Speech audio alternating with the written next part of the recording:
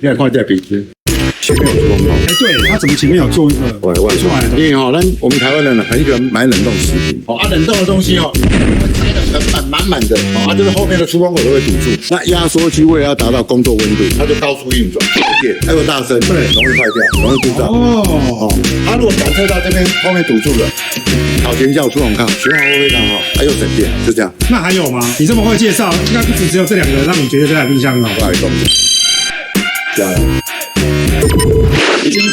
请到大润发综合店找我，洪哥，保证你